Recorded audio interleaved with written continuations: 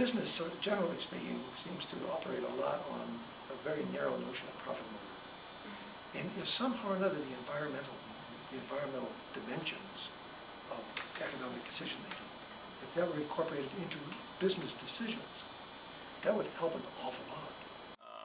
Essentially, what John Wasileski didn't know when he began the development process is that John Rensenbrink lived down the river here, probably about a mile.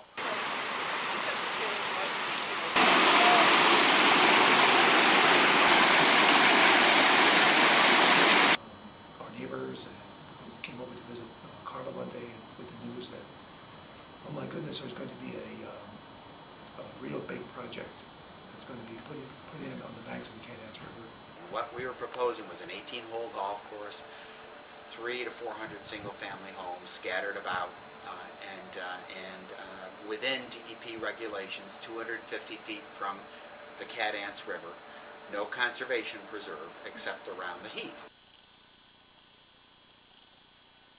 CREA began as a result of John Wasileski striking a compromise with Topsham's Future, a group headed up by the Rensenbrinks of Topsham. We met with John Wasileski and several of his people, and we had quite a conversation. We had an entourage of maybe 8 people. They had an entourage of maybe about 8 people, so we had a big table between us. Brian Kent explained to the group who he was. He was a landscape architect. And he then said, "We want to present you, Mr. Wasileski, and your team with an alternative design plan for Highland Green." I was immediately thinking, John, you got to find a compromise, because if you don't, you may never bring this project to a construction start. And above and beyond those compromises, from an 18-hole golf course to a 9-hole golf course, and a 250-foot buffer along the river to a 1,000-foot buffer along the river, he provided seed money for an organization to be founded, which is CREA.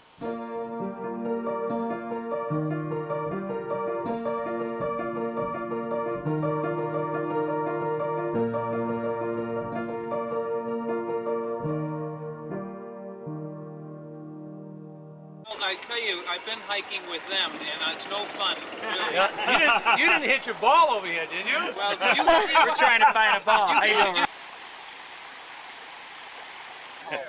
No hunting. Founded in the year 2000.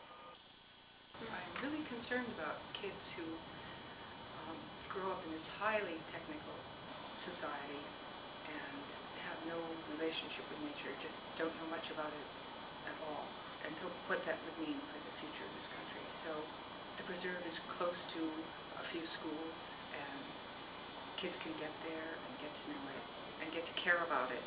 CREA is founded on the basis of conservation, but also education, where they're training to ultimately be someone who can recognize a compromise when development impacts a town. Looking at them in the microscope to see if they're, especially in the stem, if there are any differences based on how much moisture they have.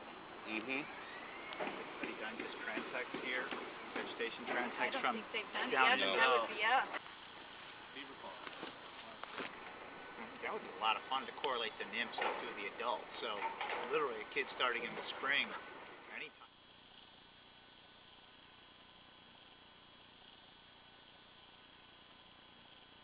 John Wasileski is both an environmentalist in some ways and a rabid capitalist in others. For instance, just straight business sense, this allowed me to get approvals. The compromise with CREA allowed my business to gain approvals in half the time of what a traditional development can get, because the potential opponent went with me to the planning board. You have people, I think, on both extremes that kind of look at an organization like this with a bit of skepticism. Both are inherently mistrustful of the other. Business, sort of generally speaking, seems to operate a lot on a very narrow notion of profit motive. And if somehow or another the environmental dimensions of economic economic decision-making. If that were incorporated into business decisions, that would help an awful lot in helping environmentalists and business people to not only tolerate each other, but to really work together.